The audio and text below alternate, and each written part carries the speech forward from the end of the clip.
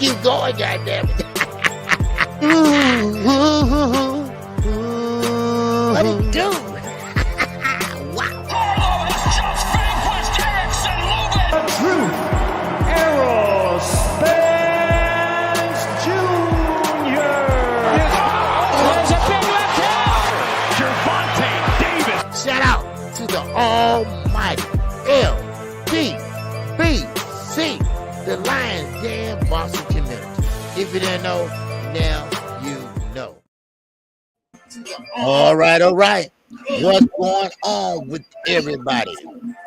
My bad, I had to mute you. What's good? What's up with it, OG? What's going down? Not much, man. What's happening? All right. What's going on with you? Man, I'm chilling. You know, great night of fights, man. We ain't been on together in a couple of Sundays, so I'm excited and ready to rock out today, man. Let's get this shit popping, man. Shout out to everybody in the building, man. What's up with y'all, man? All right, let's see who all in the building, man. We got a lot to talk about. We got some good, bad, and some ugly to talk about. All right, we got Chi-Town Finance in the building. What's good with you? We got the Keggy in the building, and that's right, Keggy. Yes, sir. Hit that like button, everybody. We got CLB3 in the building. What's going on? 00 is in the building. Jesus M is in the building. Carol Local Sports is in the building, baby. What's going on with you? All right, and Terry W is in here. Omega Red King of the Light Skinned Brothers is in here. Wow. All right, Mark West is in here. Mark West is in here. Kilo Nater is in here. And who else we got? Edward Platts is up in here. Jesus, I think I got him already. NBA Nice is in here. And Shadow 979 is in here. And Curtis C. Well is in here. We got A1 Hoop Zone. What it do? The TWT is in here. Yes, sir. Snack B is in here. And Shakira Bellout is in here. And that's all we got so far. All right? Yes, sir. Last night was a good night. And took place right there in the city of DC. All right. So what you think about last night card? Knockout. What you think? Man, I thought it was a really good card. I thought we got to learn some things that Jerron Boots Ennis need to work on. We'll talk about that. Rashidi Ellis, that shit at Golden Boy coming back to hunt him, all that ring rust and not getting any rounds in and shit. We saw him fade at the back half of a fight. Tank Davis doing Tank Davis like things, and Demetrius Andrade coming to 168. Man, I'm just, it was a great night of boxing to me. I feel like I got my $75 worth. So I'm happy this morning and ready to talk about this shit, man. Then we had some other big news over the weekend. So man, it's just, it's a great time to be a fight fan. Then we got a big heavyweight fight coming up this weekend, and I'm just excited, man. I'm excited and ready to get this shit going, man. Shout out to everybody. Hope everybody had a good New Year. Hope everybody had a good holidays. But we back working, goddamn it, and we about to get it in, man. Yes, sir. But we got A1 Who's On in the super chat, baby. He said, "Cook, young fellas, cook. Y'all know how we rock. Y'all brothers got my full support. Hey, appreciate that, A1. Yes, appreciate that, man. Yes, sir. So, did you get a chance to see Brandon Lee on the prelims? Yeah, let's talk about it. Yeah, I saw him, OG. I'm still, he's one of these prospects that a lot of people, they keep, hey, knockout. What you think about Brandon Lee? Hey, knockout, man. Brandon Lee, probably the best 140-pound prospect, knockout. I'm not impressed. I'm just going to tell you, I'm not impressed. Like, I think he got good hand speed and pretty good power, but when you 26 fights in and you still fighting 8-round fights, man, that tell me something. That tell me something. And then when you start stepping up in competition, but then stepping back in competition, because he fought Will Madera in the summer of 2022, and then he got put down on his ass, didn't look that good, and that was a 10-round fight. And now he went from a veteran and somebody good like Will Madera. Now they back to putting him in there with 37-year-old cab drivers. That's a huge red flag to me. So I still see, the fact that he doesn't move well. His feet have to be planted to throw. The head movement is minimal. And he always has his chin right there in the same spot, right there on the line when he's throwing his combinations. And honestly, OG, I just think it's a matter of time before he run into the wrong opponent again, unless he gets that fixed. I see a fighter with pretty good hand speed, pretty good power, but then got a lot of holes defensively. and them transitions, being able to go from defense to offense or be defensively responsible at the same time, while trying to get his shit off. Like you see high level fighters when Ennis and Karen were fighting, or when Tank and Hector was fighting, when they throwing their shots, they getting their head off the line at the same time, trying to make themselves difficult to hit. Half shuffle steps back, pivoting out of corners and shit. Just shit that I don't see Brandon Lee doing on a consistent enough basis to be high on him. But he did what he was supposed to do, man. He was fighting a 37-year-old who just turned pro in 2020. And he did what he supposed to do with the man. The man was tough. The man was trying, but he wasn't doing nothing but in there to be an opponent, and he was trying to throw overhand rights and shit, and it just looked like I could see everything that he had coming. So Brandon Lee saw everything he had coming, and he did what he was supposed to do with him. So one of those ones where I'm not overly impressed specifically for a fighter that's 27 fights into his professional career. Like, are you ever gonna step up, or are you gonna be the PBC's Jaime Munguia? Like, what we doing over there, man? So shout out to him for getting the victory. Obviously, you can always be happy with the W, but I'm not too impressed with that. I just feel like he did what he was supposed to do, if that makes sense, man. What you got on it? Mm-hmm. Yeah, I'm pretty much the same. When that knockdown happened to him the last fight, then they figured they gonna give him a soft touch. Now the jury's still out on this guy. He got the right idea, but it seemed like he can't implement it. For some reason, he always come up short with close-up shots, and when he far away, it seems like he don't have the movement or the leg movement. It's something about Brandon Lee that you can't go too far stepping up, and then you go back down, and he's still having trouble with other fighters that are less, let's say, B-level fighters. Now, of course, he should be advanced more in his career, especially after 20 fights. You should be a little more advanced than what he is right now. I don't know what they're looking for, but they're going to give up on him sooner or later. Sooner or later, they're going to give up on him. And next thing you know, you're going to see him in there fighting people that you never heard of. You're going to see him in there fighting guys 40 years old. You're going to see him in there fighting guys' careers that's already been over with, and they're trying to revise it. But Brandon Lee is not that guy right now, but everybody think he was. Everybody think he was because that's how they pretty much presented him and pretty much gave him the fanfare. Like I say, I want to see something better. When you start stepping up in competition, that's when you show me something. That's when I can see what you made of. And when you face adversity, that's when I say, okay, well, this guy, okay, he might be the real deal. So, but yeah, I'm just about on that also with you. So he got to step it up again. Now, you can't be afraid to get in there because you got knocked down. Yeah. You got to. Are you a fighter or are you a fighter? So you get back up and you work on them things. That's all. You work on them things and you get better. So that's all I got on him, Brandon Lee. I'm with what a kilo typed in the chat, man. Like shit, just like at this point, man. 26, 27 fights in, Brandon Lee got a little name. Y'all done built him up, man. It's time to sink or swim. Like, just put him in there with Gary Antoine Russell, man. Yeah. Like, feed him to Gary Antoine Russell, like what we saw with Michelle Rivera and Frank Martin, man. Like, just let them fight each other, man. Get somebody. You need to give somebody name. If Brandon Lee beat Gary Antoine Russell last, great. Then shit, he go in there and now he got a bigger name, but I anticipate that if they fought, Gary Antoine will come out on top. But that's the type of shit they need to do, man. Let them fight on a co-main of a good card or some shit, and get it popping. You can't keep at some point all these guys that you feeding to Brandon Lee. You need to feed those guys to a prospect that's really developing and that really looks like they can do something in the sport of boxing, and quit feeding him all these guys and just padding his stats and padding his records and shit. Because it's time, bro. You 27 fights in and you fighting motherfucking 8-round fights, and like, nah, bro. Nah, it's time. Like, it's time for you to fight somebody for real. So that's where I'm at with it, man. Like, feed him a big name or just give up on him, because y'all really, they coddling them, OG. They coddling them and putting and just treating him like a baby right now. Like, damn, bro, he got put down one time and now we got to watch him fight. You know what I'm saying? This dude that we know ain't got no shot. It's just a bad look to me. That's what I think about it, man. But I'm with you. you take a step forward and you take 2 steps back. That just don't, that don't jive. You got to keep going forward. And then you stumble, you get back up, and you work on it, and you keep pushing forward. That's what Facts, you man. do.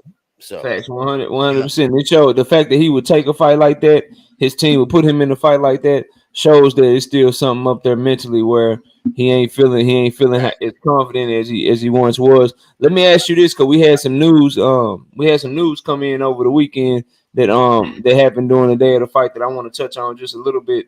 That Stanionis and Virgil Ortiz fight has to be postponed to April. They were supposed to fight in March, but they postponed it a few weeks down to April because Stanionis had an appendectomy. He had to get his appendix removed, so he had emergency surgery. What's your thoughts on that, man? Is that going to affect him come the night of the fight? Is this going to be something where it could affect his career and taking body shots and shit like that? Like, what do you think of Stanionis and Ortiz having to get postponed because Stanionis had to go to the hospital and have an appendectomy?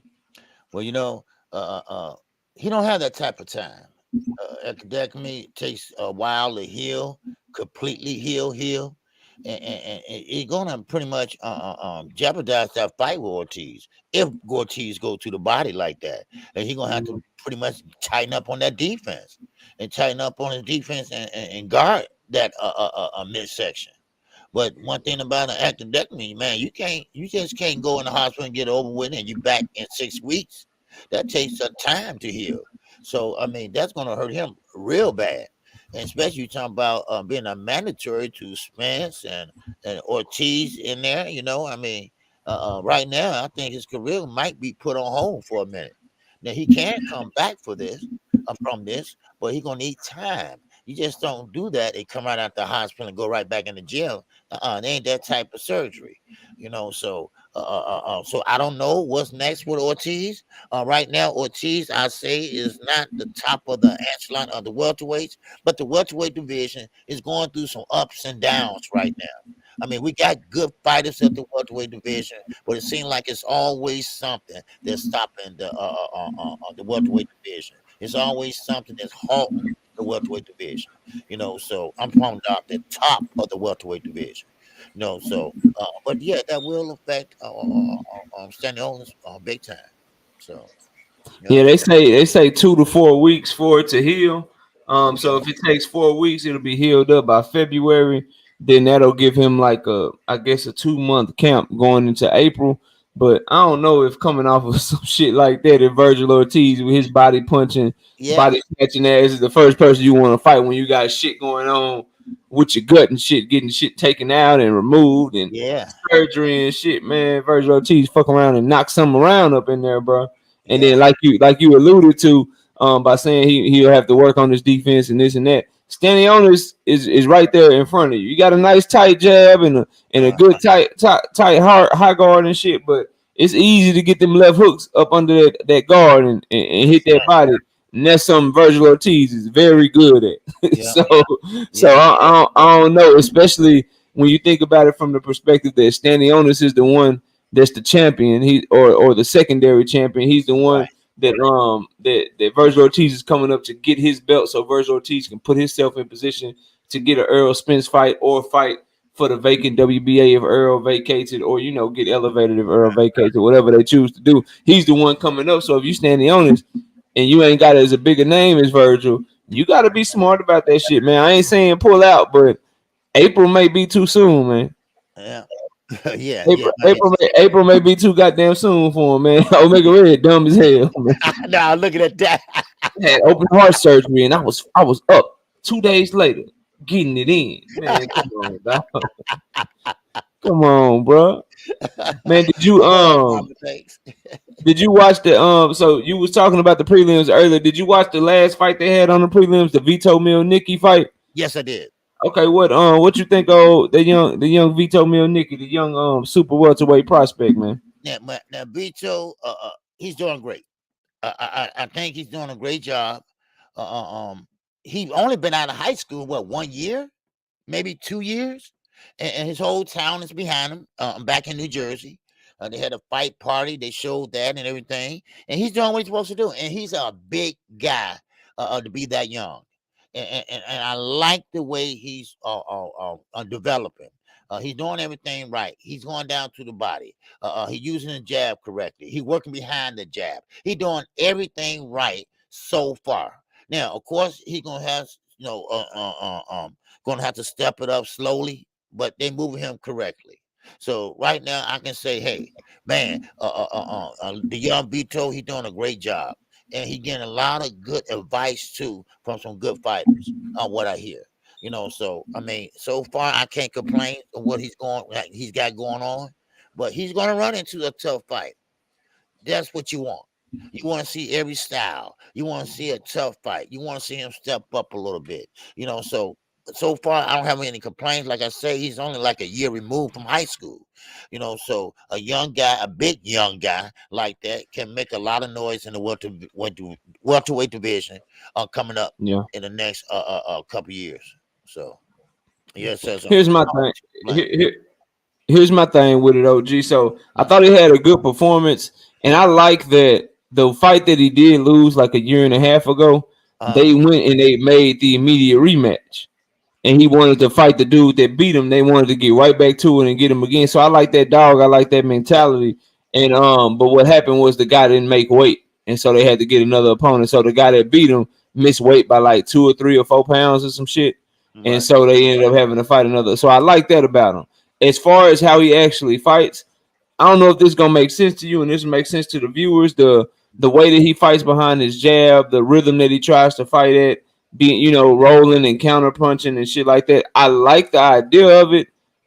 As he steps up, though, I don't know if he's athletic and quick enough and has the reflexes to pull that off at a high level, because he was coming up short and kind of missing those counters against this guy sometimes and kind of shooting the shot short and shit like that.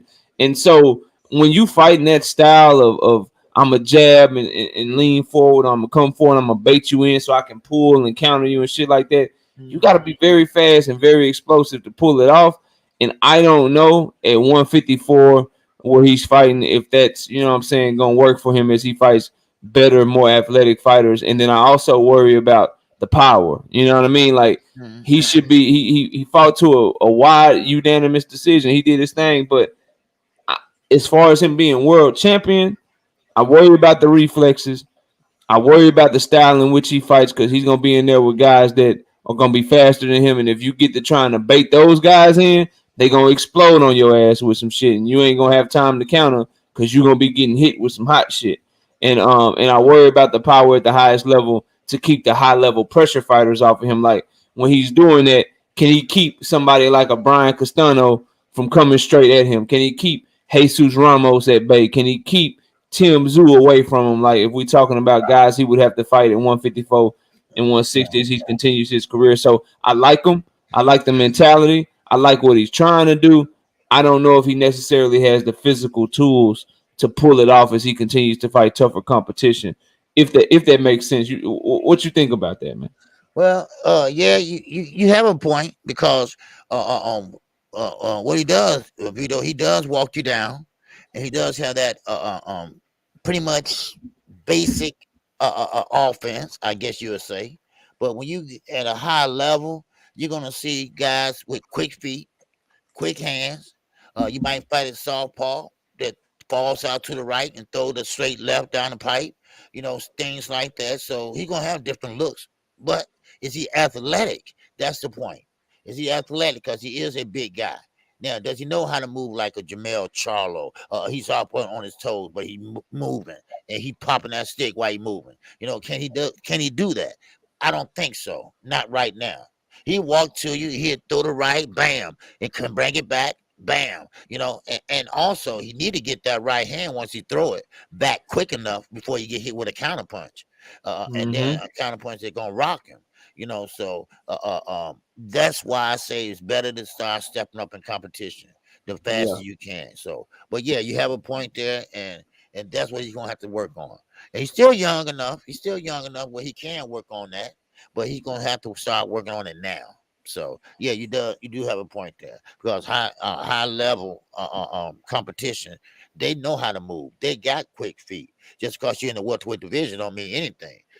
So that's going to be that's gonna be a deciding factor once he get up in the big time great fighters once you make that step up. So what's going on, Bastiana? Hey, what's good, Boxiana? How you doing? I need to know, Boxiana. I need to know if I got your right email because you don't never respond to my emails, man. I'm trying to get you. I'm trying to get you on. You need to. I need to hit you up. But let me ask you this, bro. Let me ask you this because this is the last thing I want to talk to you about the prelims. Now they didn't televise this shit, OG, but I seen some highlights on YouTube that they posted. Lamont Peterson, man. Lamont Peterson got his ass knocked out in the prelims by some dude that got like 16 losses, man. So he was trying to make his comeback, and he got his ass knocked down, and it looked bad, OG. I'm talking about like got up, looked like he was wobbling and trying to walk and shit, and the ref had to wave the fight off, but it was bad, man. Lamont Peterson, he should just probably sit his ass down, man. He should probably just sit his ass down, but what do you think of Lamont Peterson's career, and do you want to hear about him ever fighting again, man, after what happened to him in the prelims, man? Look, Lamont Peterson don't have nothing to hang his head about. Lamont Peterson was a great champion. Lamont Peterson was a dog in there. Lamont Peterson will fight just about anybody that they put in front of him. But now it's time to say goodbye because it's just not there anymore. And I know, sometimes when you love to do something, you want to keep on and continue on doing it. But if you can't do it anymore, don't go out there and get yourself hurt. Don't go out there and get yourself messed up. Because, see, you made it this far. You've been fighting this long. And you still have all your faculties. You still have everything intact. Don't go out there and make a mistake. And then your legacy will be your downfall. Just because you stayed too long. Sometimes you can stay too long in something when you should have been gone. But he's still trying to capture that moment that he had 10 years ago, and it's just not going to happen. But I think the best thing for him to do is retire and retire with his head up. Don't go in there and get knocked out, and next thing you know, he's in the hospital somewhere. So, but yes, I think it's time for him to say goodbye. And when you got guys like that with all them losses on your record that's knocking you out, then it's time to go. And I think, especially after that Earl Spence fight, I think that really made him kind of like slow down.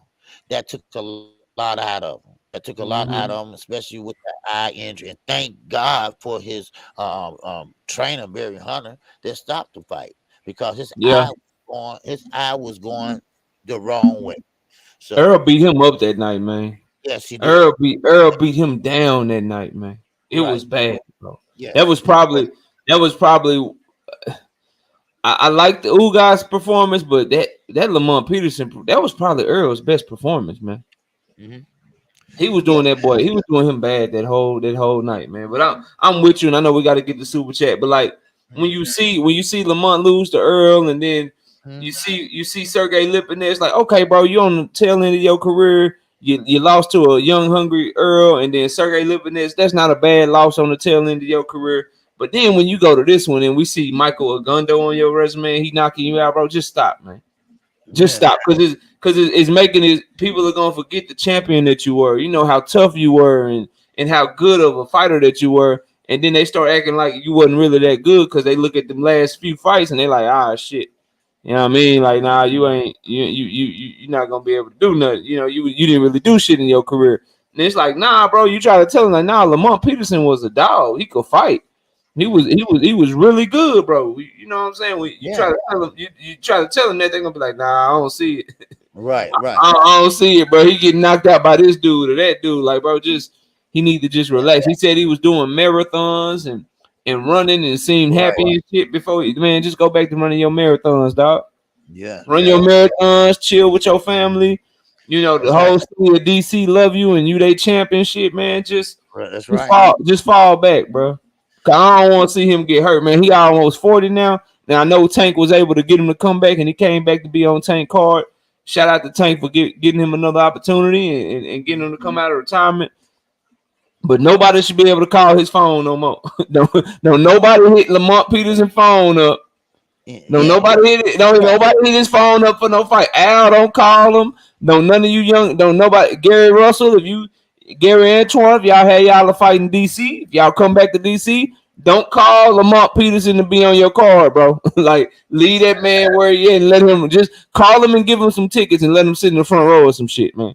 Yeah, Do not call him to step back in that ring, man. That's all I got on it, OG. Yeah, like IB said in the chat there. You know, he don't have nothing to hang his head about. Matter of fact, he got a great backstory, being homeless and turning into a prize fighter. I mean, that's a great story. You know, and he should be able to live to tell about it. You know, and be able to be happy about it. You know, and follow another career. He has another career down the line if he put his mind to it.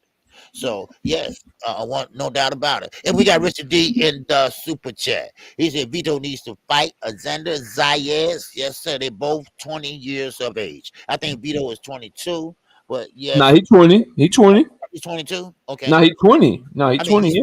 Okay, he's 20 also. Okay. Yeah, there you go. Yeah, my bad. Yeah, I got you. All right. Okay. And yes, Bassiano, Gary Russell Jr. was drunk. We're gonna get to that. Look, talk about it now, OG, because y'all know something. I saw Gary Russell do an interview, but I didn't see the drunk shit. Talk about that real quick before we get to this main card, man. What was Gary Russell on, man? What'd he do, man? Man, it's not what he done, it's what Meek Mill's done. Yeah, talk to me about that shit, man. Because they were talking about Meek Mill and Gilly the Kid crew, and I seen Meek Mill get out, escorted out the shit, man. What happened, bro? What's shout out to Wallow. And he the one was standing up on the seats, and he was telling Meek Mills and his team. Now Meek Mill's from Philadelphia, and Philadelphia guys don't move like Baltimore guys. Those guys in the DMV, they don't play that. Gary Russell Jr. don't play that, and so Gary Russell's brother got into one of Meek Mill's guys, and Meek Mills got into it with I think it was Antoine, one of those. And then Gary, you know, Bassiano said he probably said MF and Shawty, right? But Gary Russell wasn't. Hey, Gary Russell be looking up at a nigga, man. What's up, Shawty? Yeah. What you gonna do? Like, bro, nigga, you 5'2". I know. Yeah, man, you don't get to call nobody Shawty when you 5'2". I think that should be. I think that should be a rule, bro. Real shit, OG. Like, that shit should be a rule. If you gotta look up to 90% of the people that you talk to, man, you can't call them Shawty, man. That's my new rule, dog. I don't give a fuck what you talking about. I don't care about your vernacular, where you from. I don't care about how they talk in your hood. I don't care about none of that, bro. If you were looking up and everybody you talking shit to, you don't get to call them Shawty, man. You got to come up with another word, man. Yes, D1. Wallow one of the real guys because he took control of the action. Okay, what happened was Meek Mills and them was talking smack about Tank. Who could beat Tank and this and that. And Gary, you know, didn't be DMV guys stick together. And then, you know, of course, Gary brother was talking back and forth. So Wallow said, hey, look here, y'all Meek Mill, you and your crew, man, y'all go to the back. Y'all leave and go to the back. And they did. They went to the back, and matter of fact, they went on out the door. And they started to fight for that fight outside the ring, you know. But they almost got into it, but they didn't want no punches thrown.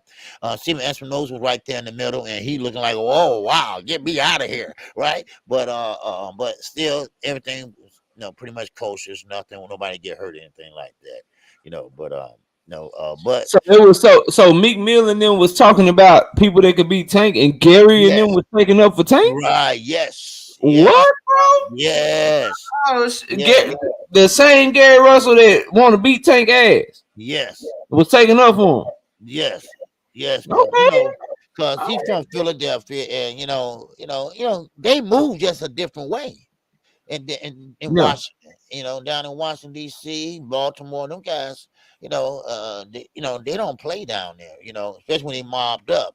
Now, Meek Mills had a deep team with him, but he was saying, yeah, but you in here with security. Right, this ain't no street shit, ain't no straps, ain't none of that shit involved. You gonna have to put your hands on somebody. The boys you talking to, they do that shit for a living. They will fuck you up. So you better move accordingly, man. But now shout out to it's almost like, you know, like your brother and shit. Like, I can talk shit to my brother. You can see me arguing with my little brother, just going in. The moment you say something to him, though, My whole energy is on you now. Now we brothers again and shit. So I guess it's almost like that with Gary. Like he can talk shit to Tank. They can all talk shit to each other, but don't. Right. If you are outsider, don't you bring your ass over here and Exactly. get That's what into it's this all shit. I about. feel that, bro. Yeah. That's I ain't what it's mad at all that, man. about. Shout out to them, Yeah. bro. Shout out to them. But let's get to the main card, man. Let's get to the shit, man. Demetrius Andrade, he made his debut at 168. You got some people that are singing his praises and said that he put on a master class, and then you got some people that weren't impressed. What spectrum do you lie on, OG? What you think of the Andrade and Demond Nicholson fight, man? Uh, uh, Demar Nicholson, he kind of had a style of a Lamar Peterson, actually, on the way he get down and go back up, get down and try to move in.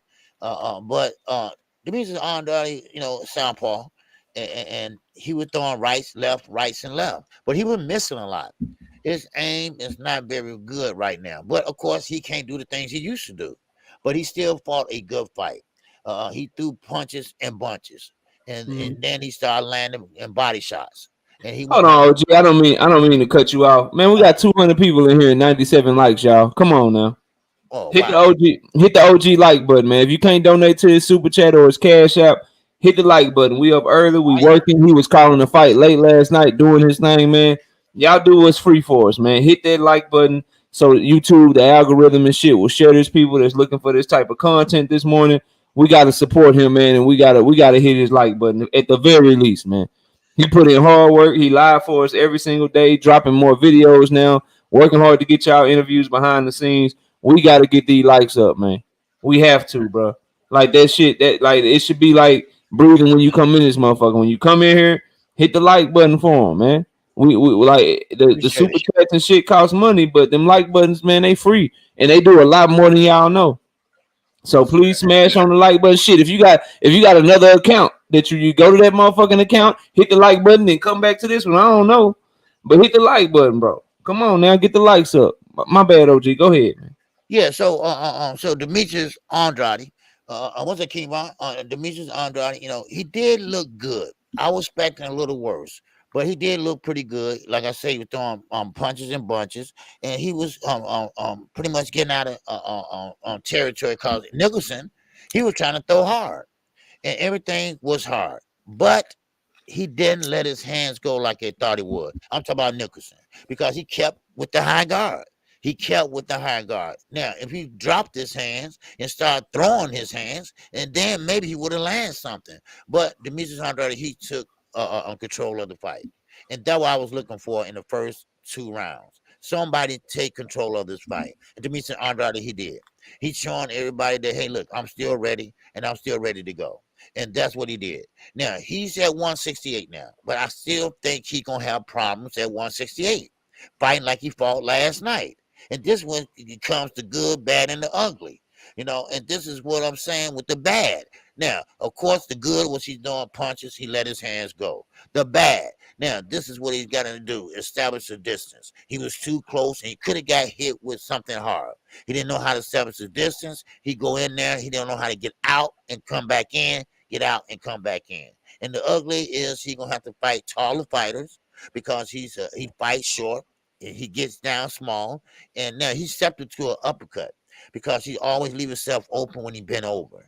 And most guys pretty much push his head now, but he got to stop that bending over. And now that he's older, I see that he doesn't fight in the pocket like he used to. And now he don't pretty much stay on the outside either. But he pretty much go 1-2, 1-2, 1-2, and the punches are too wide. The punches are Mm. too wide. Now he got to straighten up his punches, and I think that will help him out a lot. But 168, they're not playing right now. I mean, we got Yeah, it's a lot of dogs up there, man. Especially where he at, man. He in shark infested waters like a motherfucker, man. Go ahead. and the names that he called out last night: Plant, Benavides, and Charlo. But don't forget we got young up and coming guys like David Morrell. I Ain't mean, nobody really calling his name like that, OG, and it's for a reason, man. That boy nasty. Go yeah, ahead. yes, exactly. So you can't run forever. That's one thing about it. That's one thing I noticed about in this sport of boxing. You cannot run forever. You're gonna have to meet somebody somewhere. Hmm. So But that's why I got on Demetrius Andrade. Like I say, he did pretty good. I give him a B last night. Yeah. Let me ask you this, because I seen some shit, and you and I both are athletes, man. We play sports and shit coming up, man. You ever had a coach slap you the way Coach Kenny was slapping on DeMond Nicholson to try to get him motivated and shit, man? What's up with that shit, man? You saw that shit, bro? Yeah, I said, Kodo coach slapped him a couple times, and a lot of Puerto Rican trainers slapped their fighters. Wake up, what you doing? Bam, bam, bam. Tito Trinidad, his father was known for that. But I think he slapped the shit out of Nicholson. Bro, dog.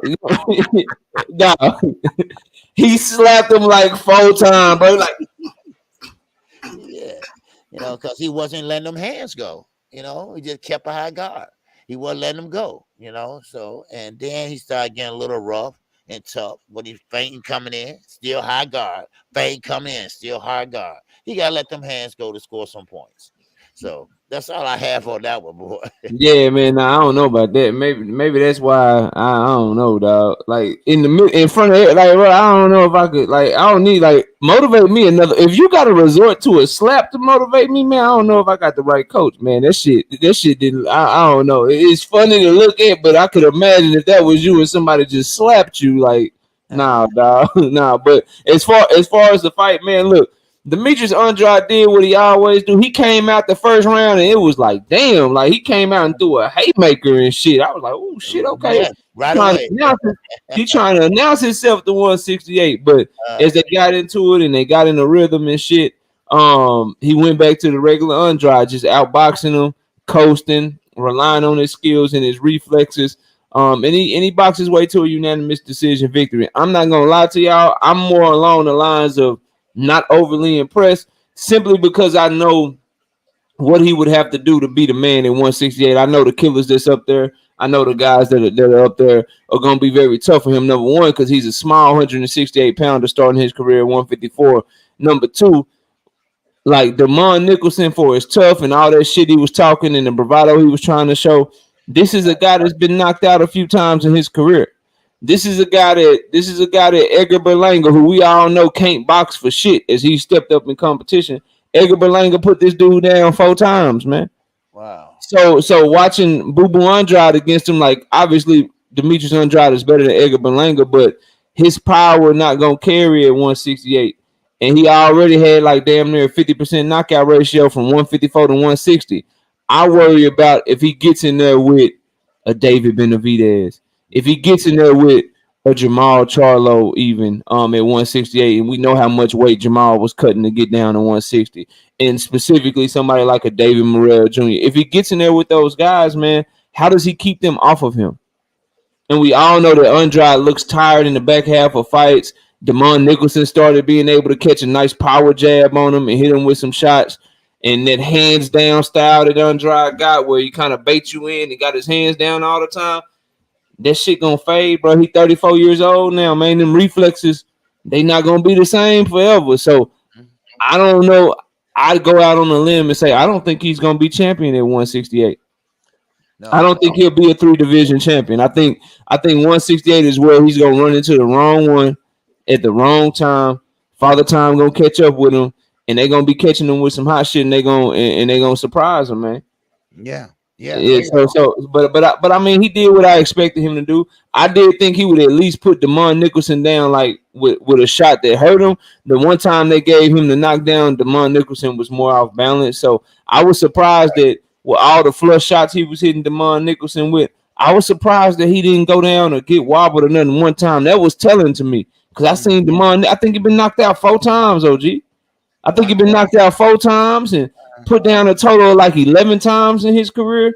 And Demetrius Andrade looked like he couldn't crack an egg against him with all that shit he was doing. It was flashy, but it just didn't keep DeMond Nicholson from coming forward. You know what I mean? So it's just I hope he does good, but I think it's gonna be one of those things where, like, damn, bro, he waited too long.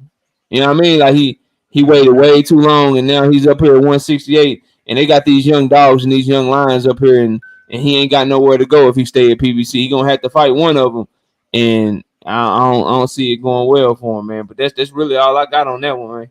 Well, real quick. I said this last night. With Demetrius Andrade. You know, we know what happened with Rock Nation and all Yeah, that. We know the layoff. I think 4 years almost, something like that. it was a And long ass time. yeah, Yeah, it was a long time. And then banner promotion that didn't work out. And then he got with Eddie Hearn. That didn't work out quite like he wanted to work out. I also. Now your career is at the tail end now, and he's gonna have to really, really move right now and take and stay busy and pretty much and trying to grab a belt or a mandatory spot or go and fight for a vacant belt. But I don't think that's gonna happen, and because I think he waited a little bit too long and too late, and I think it's a little bit too late for him. Now, I'm not saying he's not going to be a champion. I hope he will. I'm not wishing bad on him, but that whole career, his whole career was a roller coaster, and now it's almost time to get off the ride because the ride is almost over with. So is he trying to get that last hurrah? I don't know. Right now, like you say, he want to take it on a fight-to-fight basis. And right now, is PBC going to give him a fight-to-fight basis fight? I don't know. But right now, I don't think PBC is going to give him a long-term contract because they don't see no long-term gain. yeah, So they trying to feed him to somebody. OG, exactly. they trying to feed. They trying to set him up to feed him to somebody. Like you can see the Right. play. Like, okay, we got you this fight. All right, boom. Well, here's your other fight deal. Here, you got David Morrell Jr. Take it or leave it. Right. Right. Because you got to think about it. Top Rank ain't gonna sign him because the only 168-pound fighter that Top Rank got is Edgar Berlanga. They ain't gonna sign Demetrius Andrade to beat his ass. Right. The zone already had him. They don't want him back, so Right. he really ain't got nowhere else to go, man. Like people are acting like he had all these choices and all. Like, bro, he didn't have nowhere else to go, man. If you really look at the lay of the land, the big promotional companies, Top Rank, the Zone, PBC, the only one that really makes sense. So they can be like, look, man, here go this David Morrell fight. What's good? What you gonna do? Or here go the winner of Benavidez and Plant. Or here we're gonna make this Jamal Charlo. So every fight that they gonna offer him, I think, for his next fight, it's probably gonna be a tough fight, man. It's probably gonna be a tough fight for him. And he said that's what he wants. So shout out to him, but I just don't know.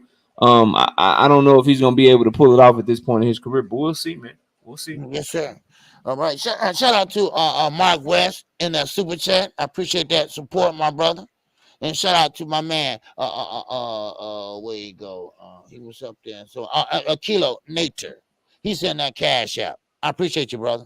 Yes, sir. Yes, sir. All right. Y'all show some love for the OG, man. Hit that like button. 160 likes, 232 people in here. Keep hitting the like button, y'all. Yes, sir. Appreciate Keep hitting the like button. OG, man.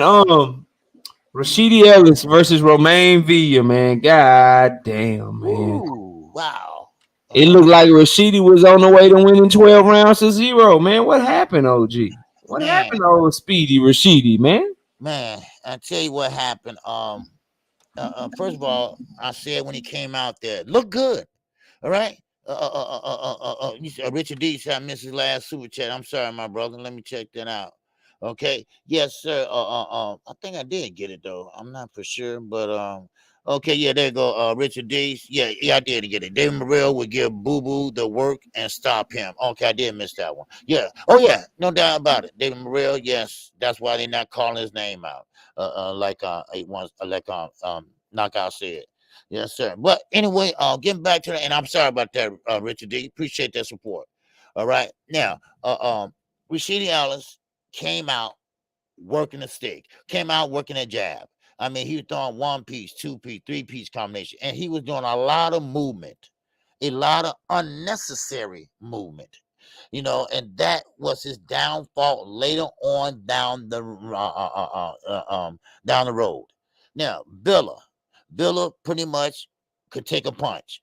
Now, his head might have been red like Santa Claus, but he still came out and fought. He still was walking Ellis down. Ellis still was fighting on the back foot. He still was sticking that jab. He still was pumping that jab out in round 4, 5, 6, 7. Then here come the gas. Gas tank is going towards a 1/4 of a tank. All right, now it's going towards empty just about. Now, I'm not saying Ellis is a bad fighter. I think the stamina, it was just not there for him last night. Then, of course, when you tired, your legs start to go. Then when your legs start to go, then your hands start dropping. And when your hands start dropping, then that's when Villa, because Villa was in shape. Villa was walking them down. He was walking them back. He wasn't doing a lot of necessary movement. Then, of course, that's when Villa made his move. And he made it just in time. Now, I don't agree on the outcome because keep in mind, Ellis was getting up and all those jabs he was throwing out, those were points. Those were points. 2 or 3 piece combinations. Those are points. Knockdowns are 10-8 rounds. And it was only 2 of them. And one was pretty much at the bell. So, but Ellis, what was the rush? And that what it was. What was the rush? Now, he didn't start off slow. He started off fast. But he kept moving and moving and moving unnecessary. And that's what kind of got me pissed off because he was moving unnecessarily. He was kept moving this way, moving that way. And Bill, he's not that type of puncher. He don't have that one knockout punch. And I think Ellis would have been defensively responsible that he could have took the punches. But he kept on moving. He didn't want to stay in the pocket. He kept on lateral movement here and there. Now, this is hunting Ellis his whole career. He's a good fighter, but he never can work on things because he's never been very active like he should have been. And he is a welterweight, and he was really, really, really trying to make it work last night. And he was throwing some good punches, and he was throwing some fast punches too. And he just was too fast for Villa, but Villa waited and bought his time, and then he made his move. And then he made his move, and there go Ellis going down. And his first time in his career to be exact. So that's how I see it, unnecessary movement, and that's what caught him. So that's how I see it. Man, this is. I'll go ahead and catch D Webb. My bad. Go ahead. What's up, D Webb? He's in that super chat. He said Villa played the long game and pounced on Speedy. Exactly. Yeah, he did. Yeah, he did. Look, man. First of all, I agree with your overall assessment. I had Ellis winning 8 of the first 9 rounds. I thought Villa clearly won round 9, but then I thought Ellis had a good bounce back round in round 10. I gave him round 10. Then I got Villa winning 11 and 12. So I thought winning 9 of the 12 rounds. I mean, shit, like he should have, even with them 2 knockdowns, I still had him winning the fight. So I agree that he won the fight. As far as what happened in the fight, man, that ring rush shit, man, like this all goes back to the man done fought 43 seconds. Going into this fight, he had 43 seconds of fight time since 2020, bro. Wow. He fought Alexis Rocha in October of 2020. And then in his first fight with PBC in 2022, that bitch went 43 seconds, OG. Wow. 43 seconds, he got the knockout. So since October of 2020, the man got 43 seconds of fight time coming into this fight. And so then when you come into the fight and you get in there with a pressure fighter, you outboxing him, you doing your thing against him, but he got you moving backwards the whole time. And like you said, OG, a lot of unnecessary movement. And Ellis was pumping out like 30 to 40 jabs per round. He was going at a work rate that he's not used to fighting at. So you add all that in, man, he got tired. And his reflexes, somebody like him that's real fast, that relies on their reflexes, that relies on being able to be faster than you. Like that's the thing that he counts on every fight. That's why his nickname is Speedy.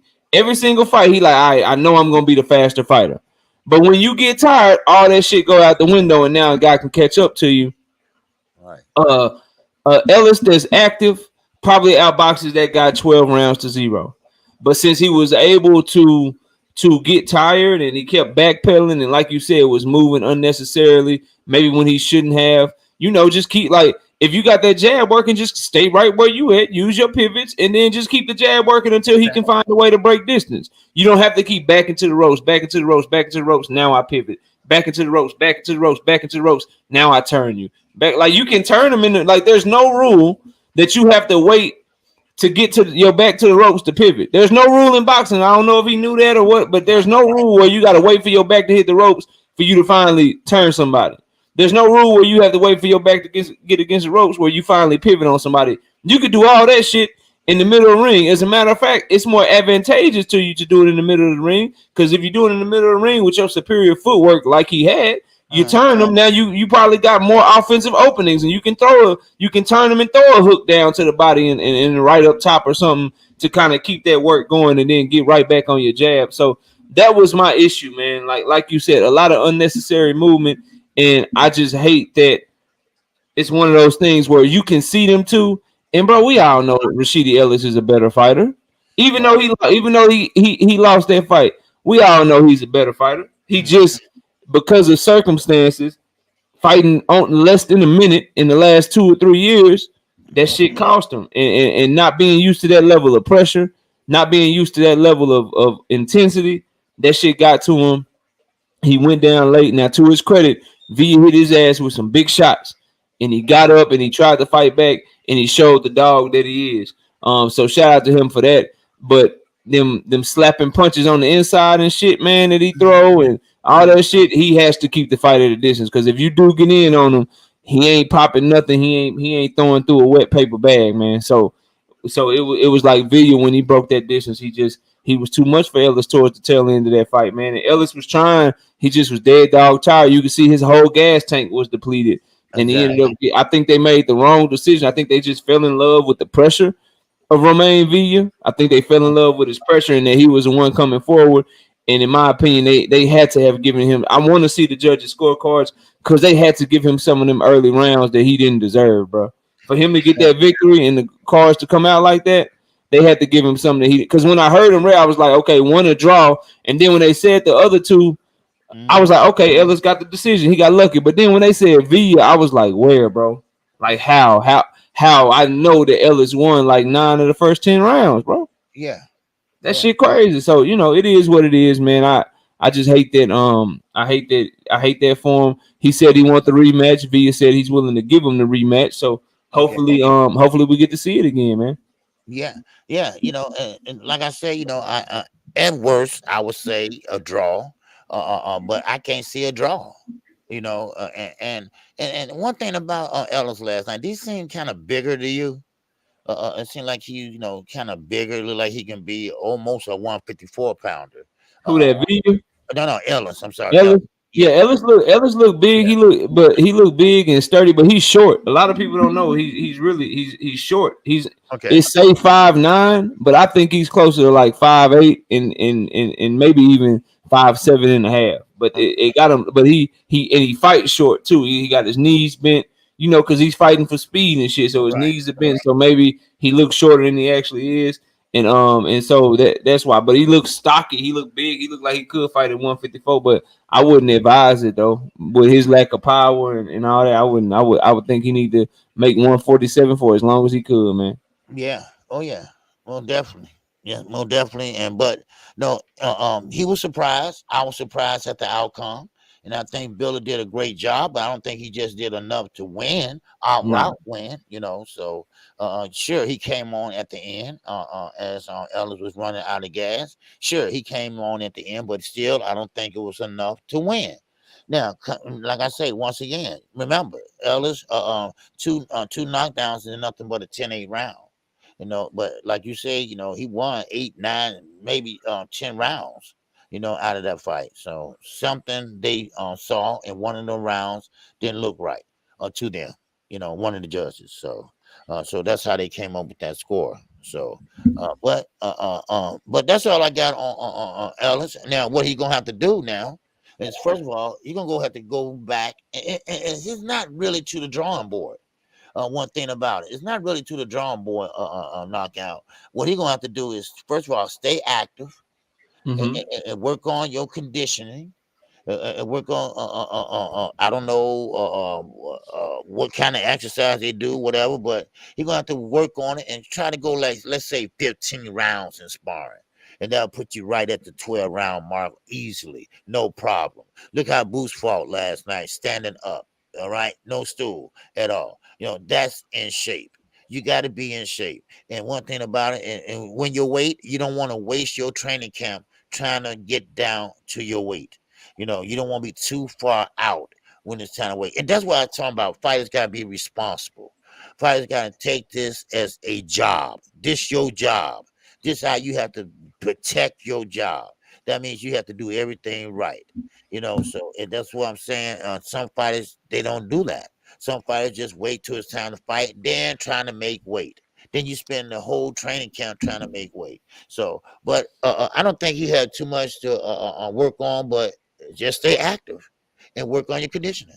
That's all I Yeah, say. yeah. Work on your conditioning, stay active, and you got to run that back. You got to get yourself right back where you was. You got to CV you again, though. Yeah, Don't just go around and just like go fight other people and act like we're gonna forget that you lost the V and shit, man. right. You Yeah, know what I mean? Don't do what Chris Colbert did. Chris Colbert was like, nah, I don't need to fight Hector Luis Garcia again. I just need to go fight somebody. Nah, bro. You need to run that shit back, dog. You can't just lose and then just forget you lost and act like we don't want to. Nah, we gotta see you go get that. You yeah. gotta get it back in blood, bro. You have I to, ain't, man. and I ain't seen Chris Cole. Where he been since he got that Yeah, loss? just Boy, he talking, been just hiding. talking. He talked a little shit back and forth between him and Gary Russell Jr., but he ain't fought since then. No, wow. That's the last thing he need. He been inactive since then. He ain't fought since then, man. But co-main event, man. Jerron Boots Ennis versus Karen, man. What you got on that? This is a lot of people were very disappointed in Jerron Boots Ennis's performance, man. What you think of what you saw from Jerron Ennis, man? I don't understand it. So far as sees what's going on. Now, one thing about Boots, okay, please, you all don't take that fight as that. Oh, and everybody. He been exposed. I've been hearing a lot of that this morning. I've been hearing a lot of that last night. But see, you can't take. Do you know how hard it is to chase a guy down for 12 rounds, and you trying to hit him while he's a moving target? That's hard to do.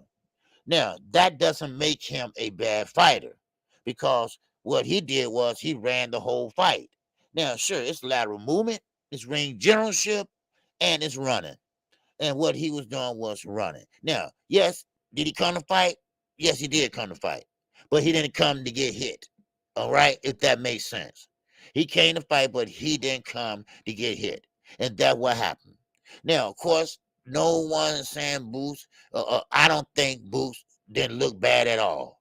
Like I say, he had a tough assignment last night. He had to hit a moving target.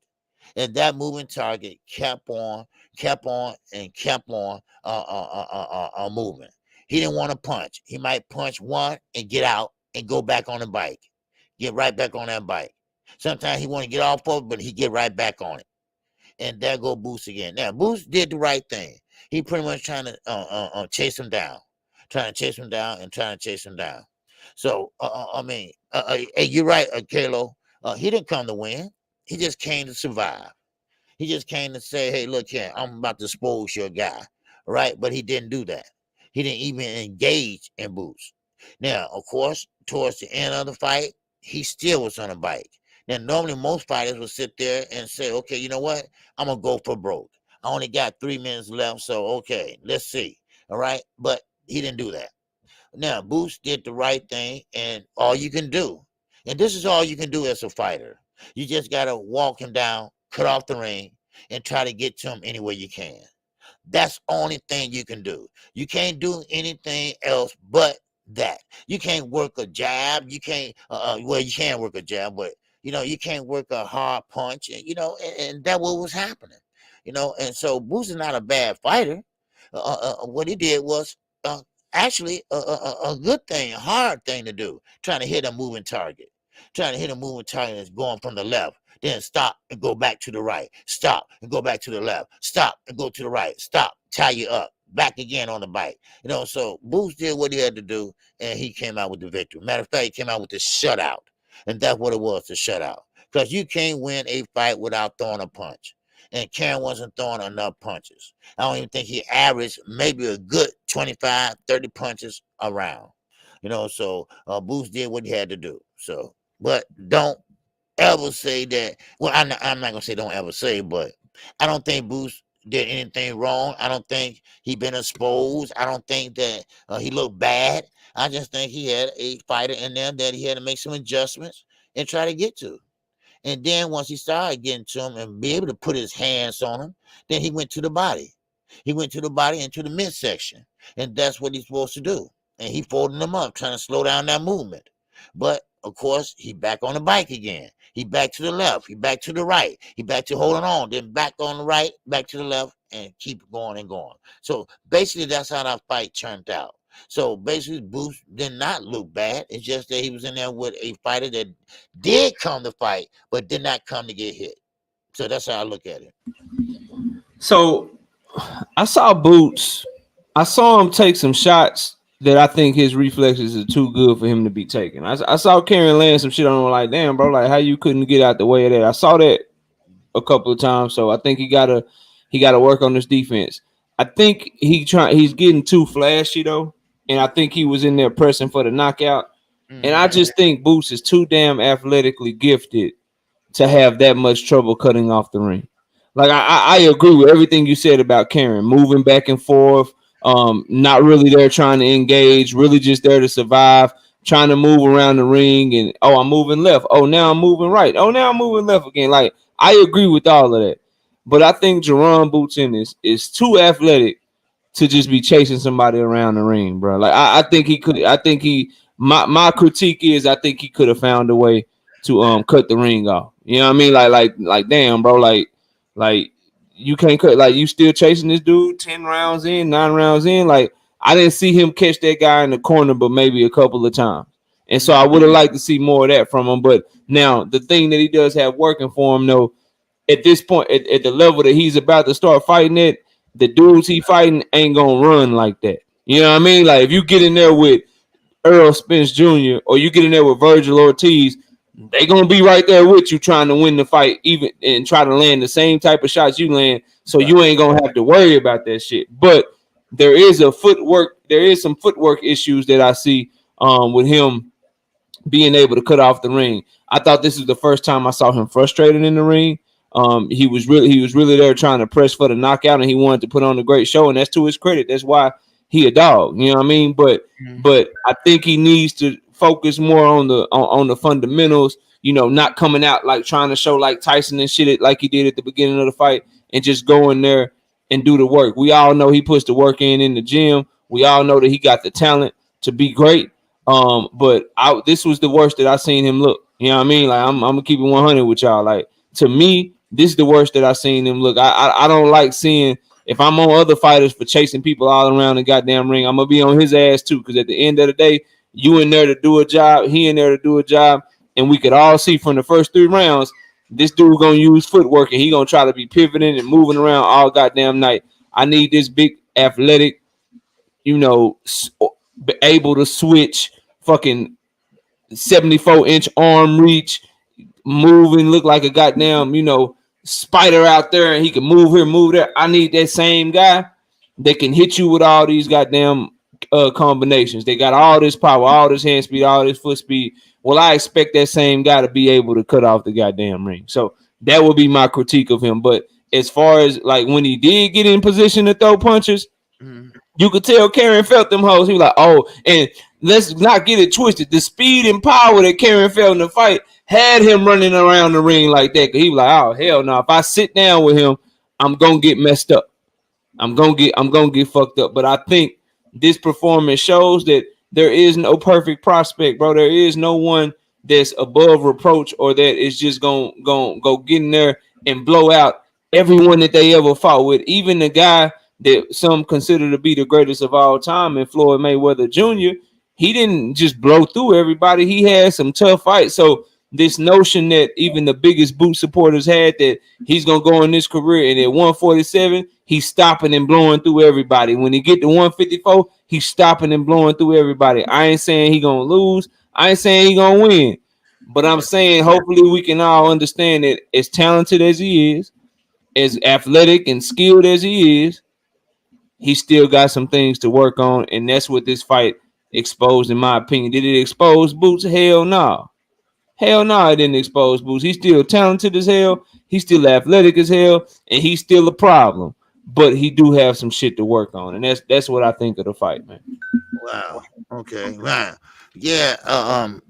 Yeah. He did have a problem cut out the ring. Well, first of all, shout out to D Webb in that super chat. He said Boots needs to run him into the KO, not chase it. Okay.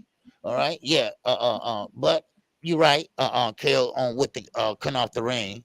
He was, he needed to step over. And you're right. Sometimes, like I said last night, clean your plate before you start showing off. All right, Mm-hmm. take control of the fight before you start showboating. And of course, like you say, he did catch it with a couple shots, and he did feel them shots. But this is the point is that he went 12 rounds. It shouldn't went that far, but it did. And now I don't think he overlooked this guy. I just think he thought the fight was gonna go a different way.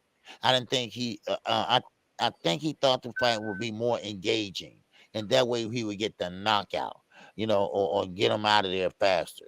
But that's the first time he ever went 12 rounds. Now, of course, he does need to work on cutting off the ring. A lot of the best fighters need to learn how to cut off the ring. A lot of guys don't know how to do it. A lot of guys are lazy and don't want to do it.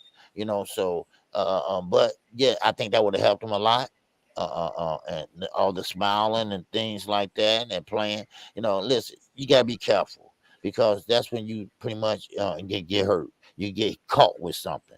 So, but yeah, you're right with the ring cut off. I think you need to work on that because he's gonna run into another fighter like that. He's gonna run into another fighter. They're gonna test his skill set, and that's what Mm-hmm. he's gonna have to work on. And so, yes, he need to work on that. Cutting off the ring. Now, of course, Karen versus other fighters that he fought, let's say Lipinets.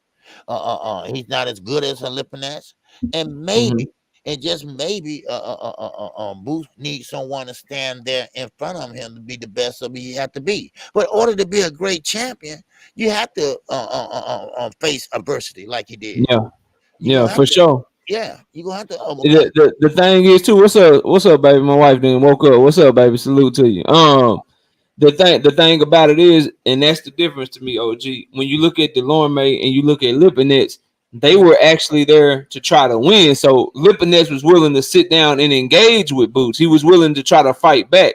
And when you fight back, that's when Boots can really show his talent and really show his athleticism. He, for the first time in his career, which is a great learning experience for him, I'm glad he was able to get the 12 rounds in.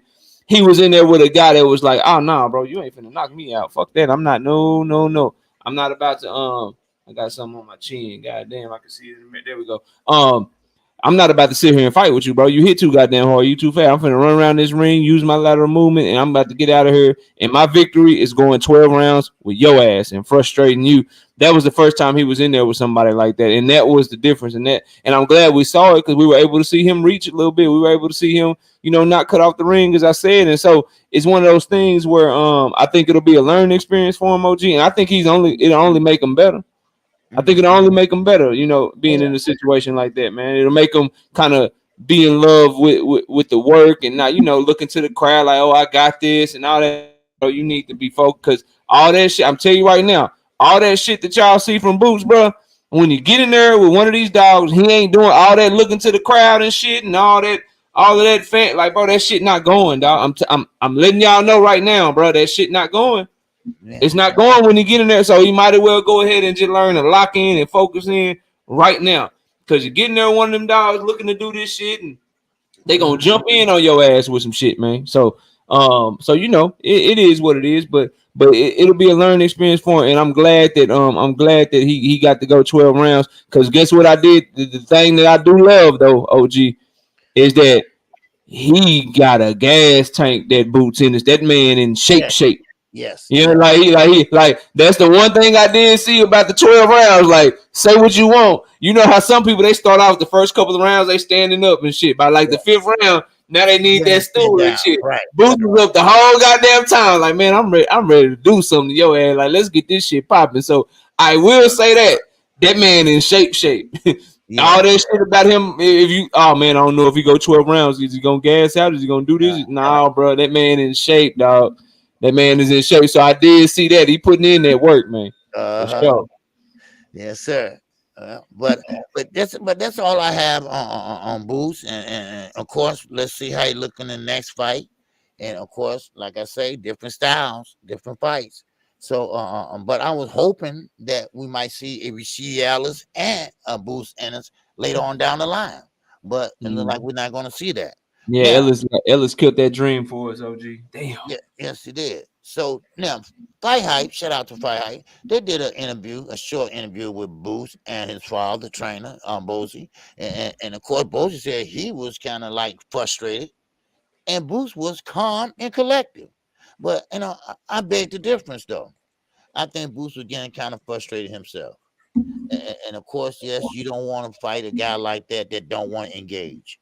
But you're gonna run into guys like that. You're gonna run into guys like that that are gonna take the fight, or just come to fight, or not come to fight and want to come to get a check, or someone that want to come to fight but don't want to get hit.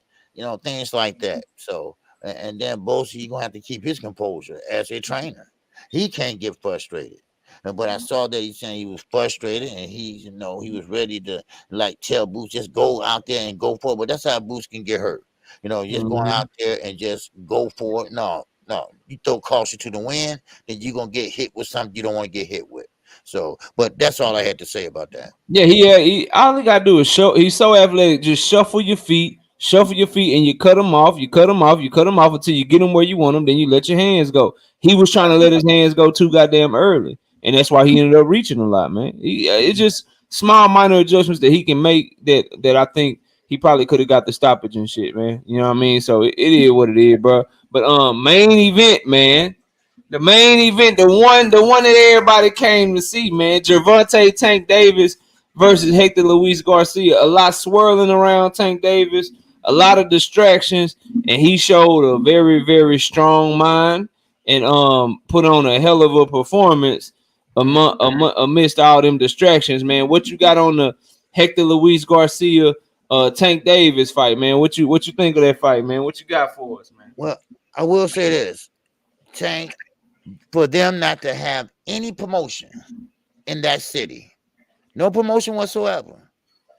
He packed in 19,791 people in that stadium last night, almost 20,000. He broke the record in Brooklyn as a sporting event. He broke the record and there. So Tank Davis is a star, no doubt about that. Now, but as far as his star power goes in the ring, I think a lot of people have a different outlook on him now. I think people are now looking at him like, okay, Mayweather gave him the torch, he gave him the know-how, and now he's taking the ball and now he's passing it on. And that's what he did last night. He grew up, he stepped up, and that's what he did last night. Now, what I did notice is last night, Gervonta Davis started off slow. He didn't try to go out there and get the knockout. He came out there to fill it out and see what he's bringing to the table. And Hector Garcia was bringing something to the table. And Hector Garcia had a 74-inch reach. I think, no, was it 74-inch reach? I'm not for sure, but he has a longer reach. He had the longer reach. It was 69. It was only an inch and a half. Okay, inch and a half. And then, of course, he was catching Tank. And we are talking about southpaw and southpaw. But he was catching Tank as Tank was bending over. And Tank was bending over to his right a lot. And that was open up for the left hand. But what I noticed about Gervonta Davis, he had a wide stance last night. And he had a wide stance so he can get in and he can get out. He can get in and he can get out. And that's what I liked about what he did last night. Now, another thing I liked about Gervonta Davis last night, he will go in there and play pity-pat jab with you. But once you open up, he's going to open up with you. And that's what he come there for, to open up with you and to knock you out. Now, of course, that's what Garcia did. Garcia came in there, he want to go slug, excuse me, he want to slug it out with Gervonta Davis. Now, Gervonta Davis, he hits hard. We saw that last night. We saw how hard he hit. And then we saw what happened to Garcia after he was hit. He didn't know what he was at. Concussion right there in your face. And now, Gervonta Davis, he played the game. He did get hit a lot. He got hit with a lot of unnecessary punches. But that's what he does sometimes. He get hit, he takes some to get some. And sometimes you do have to eat some to get inside. And that's what he did last night. He took some to get inside, and he did get inside. Now, one thing about Tank Davis, he does hit hard. That is no make-believe. That is no notion that he doesn't. He does hit hard, and Hector Garcia, we can't not say he wasn't a good opponent. because Hector Garcia came to fight last night. And he came to fight, and he almost made it closer than it should have been. But Hector Garcia, he let his hands go. He caught Tank with a lot of shots, especially in the southpaw stance with the left hand. He caught him with the right hook, and he missed some, and he scored some because Tank kept on ducking.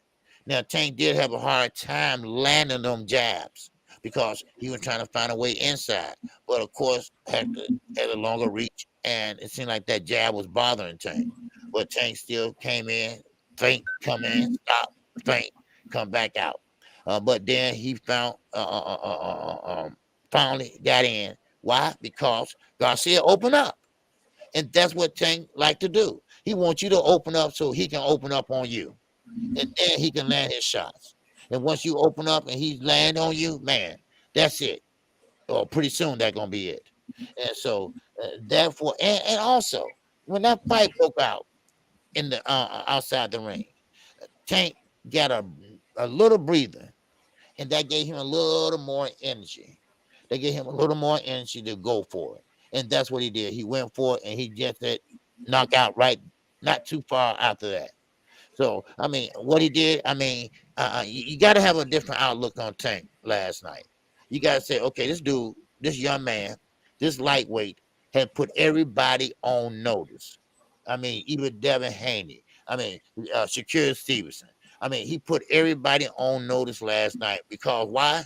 Because he did what everybody said he wasn't doing. He wasn't fighting the top names. He wasn't fighting the tough fights. Well, last night, I think it was. We talking about Olympians. We talking about a great fight last night. And I'm talking about both guys came to fight. And yes, Gervonta Davis, not only did he show up and show out, he made him quit on the stool. And that is a great step up fight for Tank Davis. That makes him look even bigger. That makes him a bigger star. And now I can't complain. He did everything right. He took his time. He didn't rush. He took his time. He didn't rush. Took his time. He did take some shots. Of course, you see the left side of his face. He took some shots from that left hand. But still, in all, I think Gervonta Davis did a great job. And now I got a different way of looking at Tank now because we see him step up. That was a step up fight. That wasn't Mario Barrio. That wasn't Leo Santa Cruz. That was a great fighter in there last night. That was a fighter that beat Chris Koval, an up and coming prospect that's supposed to be a really, really high type of fighter. But he came in and he made him look bad. He came in there, he caught him with that right hand, left hand, and right hand. And it just Tank got power. He got power to be a small fighter. He carried a big stick. So, but that's all I have on him because, I mean, everything he did was sensation. I mean, great promotion. He packed the house in there, and he wasn't scared to go in there and do what he had to do what he usually do. And he walked him down slowly but surely.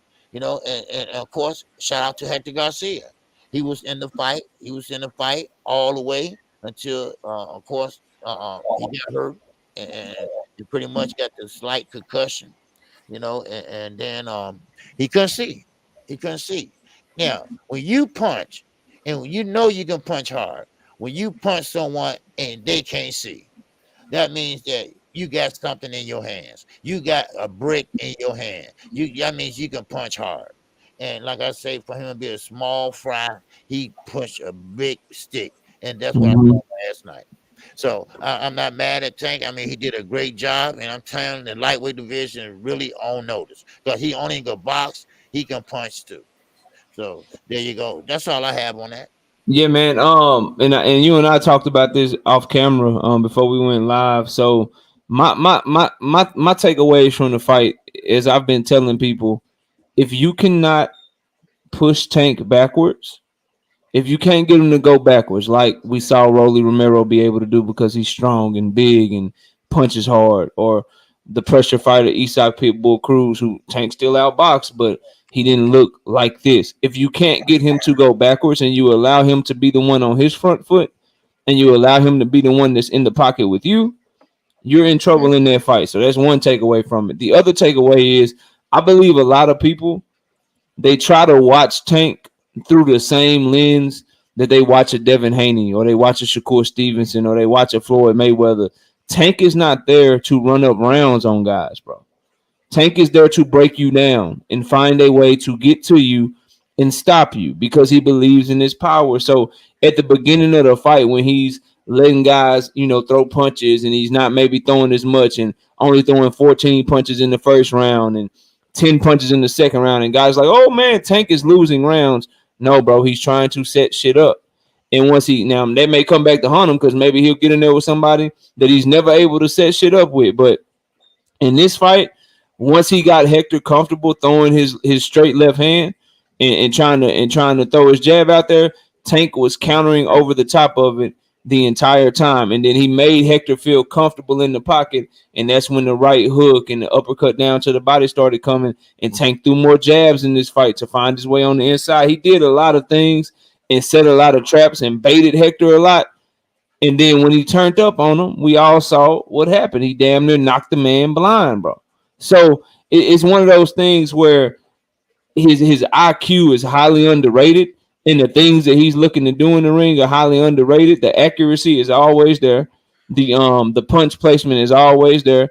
And he has fight-changing, fight-altering power to where 1 minute you can be like, oh, man, Tank is only up 5 rounds to 3.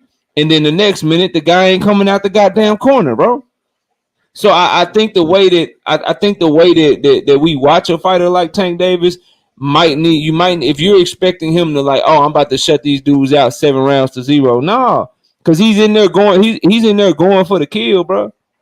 He's in there going for the kill. And so when you see that and you see the way that he's able to set it up and the way that he's rolling with shots and counter punching people coming forward, he's getting in the pocket and ducking underneath and throwing hooks and uppercuts to the body, and all them hoes is popping somebody's head back, bro. That shit different, man. With that type of speed, the only way you gonna get to him is you gonna have to get him going backwards, bro. You gonna have to, if you can't get him going backwards and you allow him to walk to you and he just pawing at your shit and closing the distance slowly but surely, your ass is in trouble. It's only a matter of time, in my opinion. I could be dead wrong, but that's my opinion, and that's what I believe. So I thought it was a very, very fantastic performance by Gervonta Tank Davis. And I never thought that people were talking to me about how close the fight was and shit. I never thought it was that close because I know what I'm looking at, and I know, you already done lost the fight. Like by round 4, when I saw Hector Garcia trading punches with Tank Davis in the pocket, I knew it was only a matter of time. A lot of people may not have known it, or they may not want to admit it, but I think everybody astutely that really studied the sport of boxing, when a guy like Hector Garcia, who he got pretty good power, he got really pretty good boxing skills, but once he was in the pocket with Tank, trading with Tank by round 4, my wife is to my left, my youngest daughter is to my right. I said, y'all, it's only a matter of time. And they were like, oh, but it's a close fight. It's a good fight. I said, no, it's only a matter of time. It'll happen real soon. And sure enough, he started turning up. And then Hector let him hit him with one left hand too many because Hector thought he could take them left hands. And then now he's separated from his senses. He hurt. And then we all know the finisher that Tank Davis is. So I thought it was a great performance. But not everybody thought that, OG. Yeah. Everybody, not everybody thought it was a great performance, man. And I gotta ask you, man. Devin Haney said, what in the cheating shit is this? Like, he basically said that they cheated for Tank, that somehow Tank Davis was cheating and shit. What's up with Devin, man? Why he always throwing salt, man? You know what I mean? Why he accused them of cheating for Tank Davis, man? What's up with that, bro? What's going on, man? You know what? Let me get the super chat. I'm gonna answer that. Okay, Killer Native. What's happening? The super chat. Hector was blinking rapidly post-fight during the interview. Hopefully he's okay. Yeah, that's a concussion, like Mikey Garcia. He was blinking a lot too. And also we got Daryl Alexander in the super chat. He's a salute to Boost management team. The matchmakers got him some good work last night. Now he knows what to work on. That's how you grow as a fighter. Exactly. Big facts. I want to read it exactly to you, OG. So right when the knockout happened, Devin says, what in the cheating shit is this? That was his tweet, man, for the people, man. What you got on there, man? I think they just need to fight because this shit getting petty, man. Okay, hold on. We got Sean Clark in the super Oh, chat. you got another one? My bad, Yeah, man. My okay. bad. Go ahead. Salute OG and my brother KO. Tank don't need to touch you that many times to hurt you. Dev and Shakir are on notice, even though they won't admit it. There you go. Now you answered a little of my questions, Sean. But yes, okay. You know what? Now, Dev, what's that, Candy Slam? Now, Dev, I got a call from Bill, and I said you gonna watch the fight, and Bill got a little testy with me last night. Why you getting tested with you?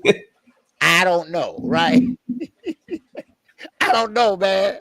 I don't know what I Don't did. ask me about that fight. I ain't watching that shit, but I'm watching. I can't take my eyes off. He said, "Are you gonna watch the fight?" Right? I'm like, "Whoa, that doesn't sound right, right?" You know, and Yeah. I'm like, "Okay, okay." Now, I think you know, even though you don't want to admit it, even though that you are undisputed, you know, a fighter know another fighter that's good. You know, you're not gonna admit it, but you know that he's good. You know that guy got the goods. You know that guy is a real star. You know the guy got the following. He's got the backing. Now, Devin Haney is a good fighter, but he don't have that star power that Tank has. And yes, sometimes jealousy can take a place of that. And this is why Devin Haney is saying the things he done. Now, that wasn't cheating. Of course, we know it wasn't. Okay, he just got hit by a punch, and a powerful punch. And not only one, well, I'm talking about he landed 2 punches. And we can see as he went back to the ropes. Now, it's a thing that Brian Custer called trailer tracks on Showtime. And do you hear what the trainers are saying? And of course, you hear Calvin in the background. When Tank hit him with the first punch, then Tank said, go, Calvin Ford said, Tank, get him out of there now. Go get him now. And then, of course, Tank went on and got him out of there. And yes, at the end of the round, the referee had to walk him back to his own corner because he was dazed. Now, he didn't hit the canvas, but that's worse than hitting the canvas because you got the blindness knocked in you. And that's some powerful punching. Of course, like I said, Devin Haney is a boxer. Tank is a boxer puncher. It's a big difference. Now, Devin got enough to keep Tank off of him for a while. But what happens when Tank get inside? Now, Hector tried that last night, and they went shoulder to shoulder, and Hector was trying to work on the body, and Tank was going where? Right upstairs on the right ear of Hector Garcia. And then again, he's going upstairs. Those short, precise punches will hurt. And that's what Tank does. But now Devin, he just have a problem with Tank. They need to fight. But Yeah, they do. They're just not going to fight at 135. You're going to be at 140. If Tank move up to 140, that's when they're going to meet. Because Devin only got one fight left, which Lomachenko said he's not ready yet. So, that's a different. Which is bullshit. He need to hurry up and get his ass ready so him and Devin can fight. That's some bullshit. Or Devin just need to move up with Roman playing games. But my thing is this, bro. Like, Devin should have just tweeted some shit like, man, that shit wasn't impressive. I'm still gonna beat your ass. So that shit was, when you start throwing the cheating word around the shit, that's over the top to me. That shit sound like very haterish. You know what I mean? Like very like it go from rival to I'm gonna beat your ass to just seem like you hating, bro. Like I would rather him just say, oh man, that wasn't shit. Hector hit you too much. I'll beat your ass. Or something like I would rather hear him or see him tweet some shit like that. When you start saying that somebody cheating and all that shit, all because the dude didn't come out the corner, like, bro, like he got hit very fucking hard. How about y'all fight? Because I want to see the goddamn fight. And if he hit you that hard, you just make sure you weather that storm and you don't quit. But to talk about cheating and shit like that, like, nah, bro, just say you're gonna beat his ass, say you wasn't impressed, say that, you know what I'm saying? Say some shit like that, bro.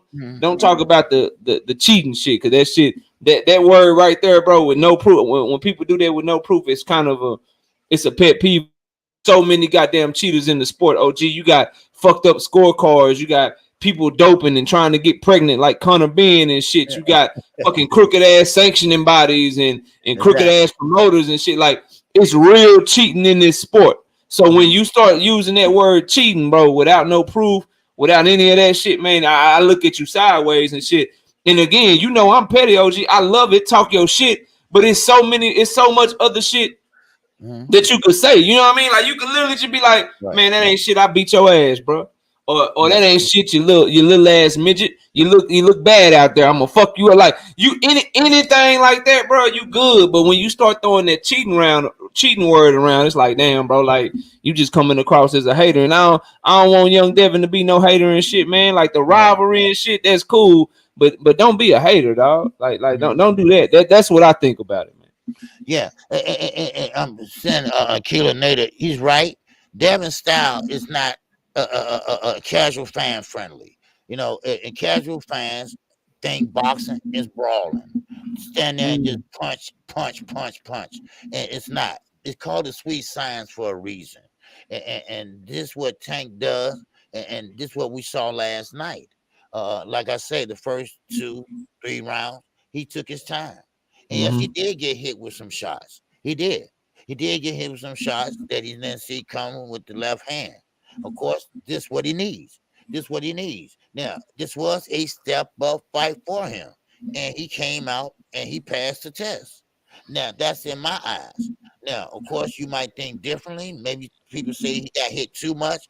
But it's not how you start off. It's how you end. And how he end was a big finale. And he did everything I think he's supposed to do in this fight. He didn't have Mayweather to help him out this time. He did and put this together himself with no promotion whatsoever. So right now, Tank is on his way, and GTD Promotions are on their way, putting together some good fights, and Showtime. You know, and Tom Brown helped out a lot also. You know, so I mean, Devin Haney, DHP Promotions, they doing a great job over there also. And like I say, they will see each other maybe at 140. So, but Tank last night, you can't hate on him. You can't hate on him at all, because last night he did what a lot of people thought he couldn't do. He took a lot of slack in Mayweather Promotions for not fighting top level competition, not fighting better fighters. Of course, you know, when you're under contract, you got to fight whoever they want you to fight. But now he's showing everybody that maybe this will shut you all up. I'm taking a tough fight. I'm taking who's available. And that's what he did. Yeah, man. I'm excited. I hope he stay. And the thing I liked after the fight, OG, he talked about how he's gonna take a week off and get right back in the gym. I love hearing that, bro.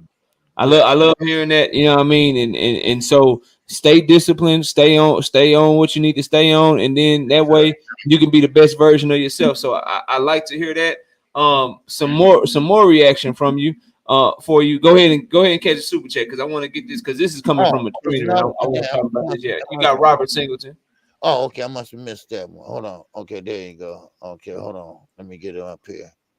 Man, how did they get by me? Okay. Where you go here? It's towards the bottom. Yeah, it's towards the bottom. Okay, hold on. Okay, there you go. All right. Yes, sir. Robert Singleton in the super chat once again. Say OG and KO. Y'all getting more hype for the Tank Dev fight. Al and Bob need to find a way to put this together now. F. Ryan and Lobo. I'm with it. Yeah, listen, Devin's a better. Listen, I'm with it, Robert. So for me, I always want the best possible fight I can get, right? So if you look at those four names right now, like, so Devin versus Loma, I think Tank's a better fighter than Loma, so I would not be mad at Devin for skipping over Loma and fighting Tank. Devin versus Ryan, I think Devin is a better fighter than Ryan Garcia, so I wouldn't be mad at Tank for saying fuck Ryan, I'm fighting Devin. So I'm 100% with you, and I think they shit is authentic. Like, can you imagine the press conferences and shit, man? Oh yeah. You put them in the same room with the press conferences and going back and forth and shit, man. We gonna have 100 videos to make just on the press conference alone and shit, man. Yeah. We like it's gonna be so much shit to talk about with the press conference and the press conference only. You just got another super chat from Zenith, OG. Okay. All right. Okay. What's up, Zena 360 in a super chat?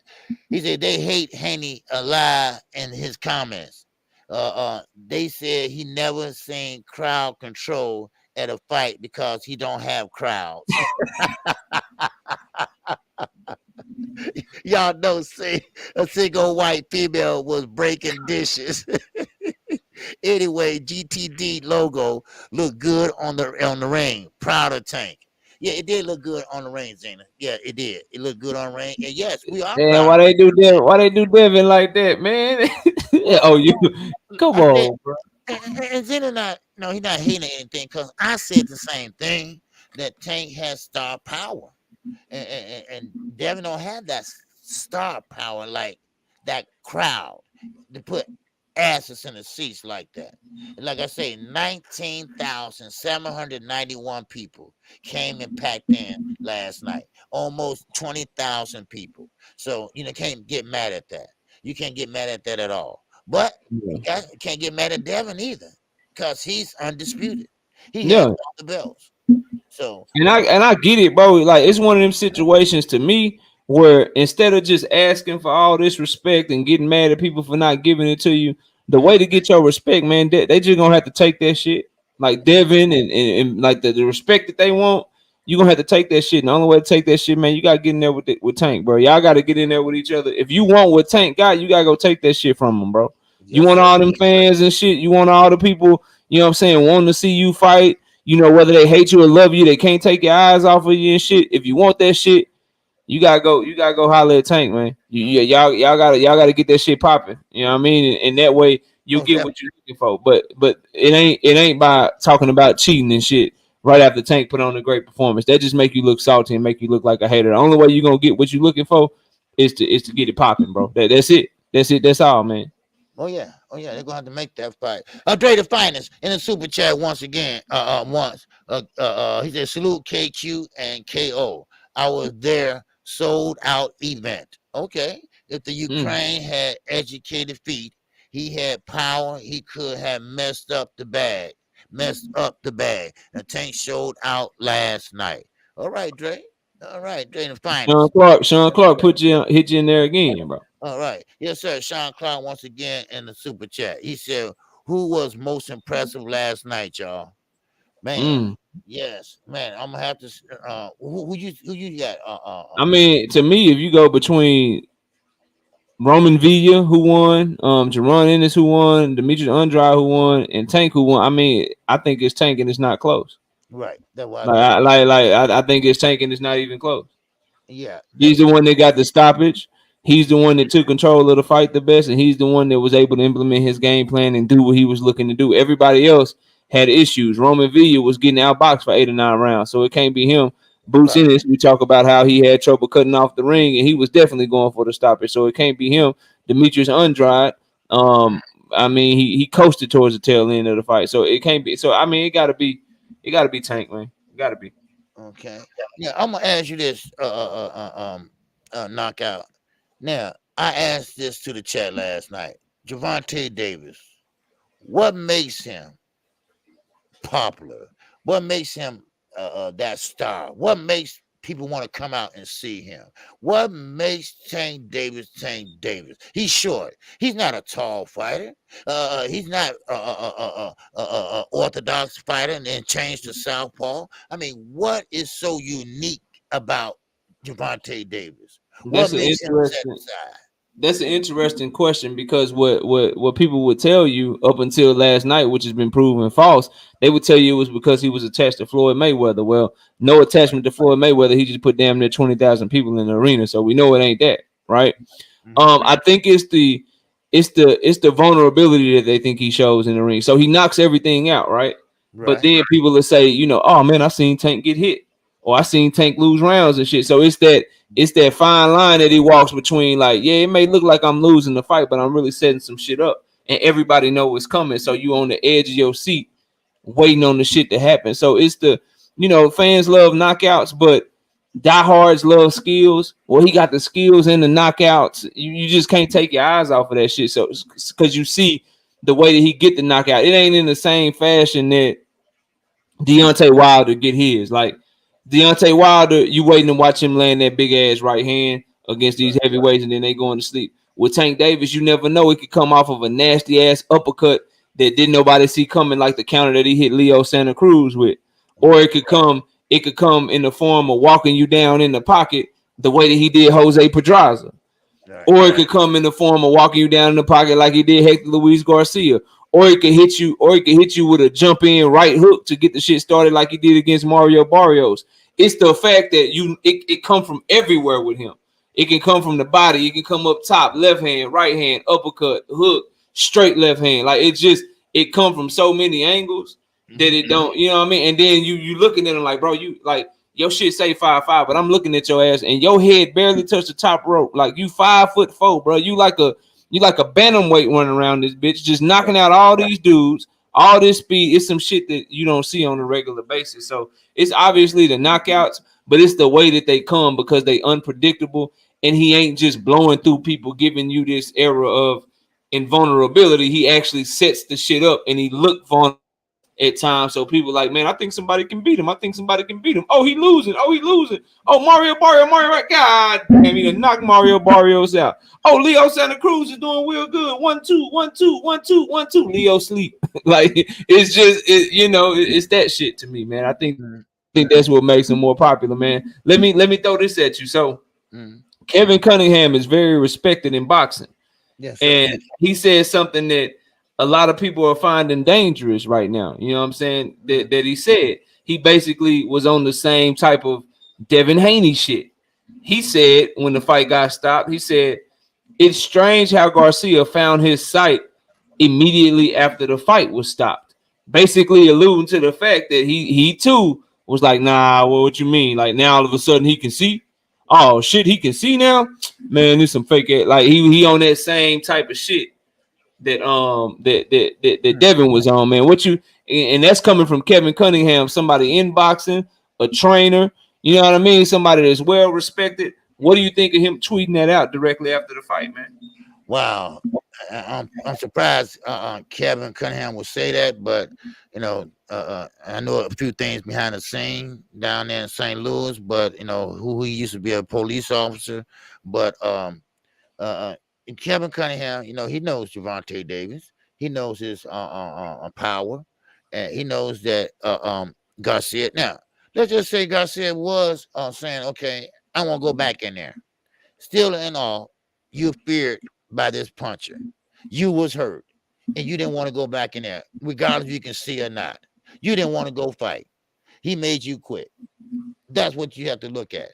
But coming from a trainer, coming from the coach, you always supposed to give the fighter, first of all, the respect and the benefit of the doubt.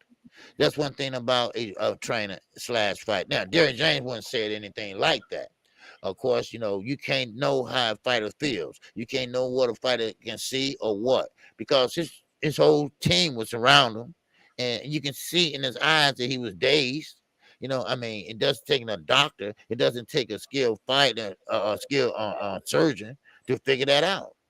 And doing the interview, he didn't want to interview with Jim Gray because he still was looking like in a daze. So sure, your sight might come back, and you might been spinning. Your head might have been spinning. Then you probably stopped, and you're okay. But the fight is over with. The fight been over with. But you're okay now. But see, that doesn't mean he's not gonna have a lingering effect 2 weeks from now, 3 weeks from now. So that's what you look at. And Kevin Cunningham, he knows better. He knows that Gervonta Davis is a heavy puncher. He's very heavy-handed, and he knows that. And but while he would say that, I don't know.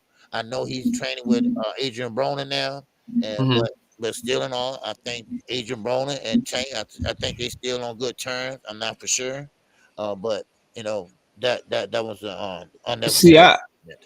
I think he would see. I think people, and that's why I wanted to get your take on it. I think people were misreading it when you read it. I think it sounded like he was saying that Hector just quit, kind of like what you was. I think he was saying like it's funny now you can see.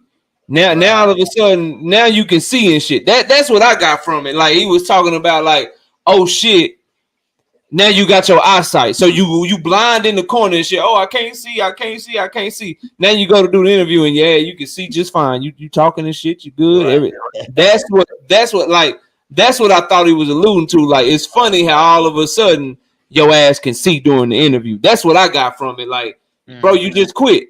You basically said no more. You ain't want no more, and you quit. But you making an excuse for quitting. Like man, I couldn't see and all that. That's what I got from it, and I'd agree with that. I don't give a damn if he could see, if he couldn't see what was going on, bro. You know what I mean? Like you wouldn't come out the corner. You were like, nah, I'm good, bro. I don't want because the inevitable was coming. We are like, say what you want. Even the biggest Tank haters, the people that don't like him, everybody know once Tank get you hurt, that shit it's a done deal, bro. Like once if he's able to get you hurt, that shit, you know what I'm saying? That shit over with, and you may not want to end up on Sports Center and shit, man. Right. You maybe you don't want to end up on Sports Center top 10. I don't know, but that's what I got from it. So I think people jumping on Cunningham right now, I think they just misunderstood what he was saying, bro. Yeah. They just misunderstood what he was saying. I think he meant, hey man, like you sound fine in this interview. Look like you could see just fine. Your ass just didn't want to go back out there, bro. Because Tank was in Florida, bro. Tank been in Florida with Cunningham and them. That whole little ordeal with this baby, like they was in Florida, bro. They was down there with Cunningham and AB. That's why you see pictures of Tank and AB. So he was getting work with them, bro. So like it wasn't no shot at Tank. It was a shot at Hector for basically quitting, in my opinion. Because you got to understand, Cunningham, he just seen what Erickson Lubin was willing to do against Fundora. Right. So he saw that he was the one that was like, nah, bro, bro. Your whole face fucked up, Erickson. We gonna live to fight another day. He stopped the fight for the help of his fighter. He feels like Hector was the one that was just like, nah, I'm good, bro. Tank got out on this one, man. Like it is what it is, bro. But let me add. We talked a lot about that, man. Did you see Ryan Garcia and Regis Prograis going back and forth?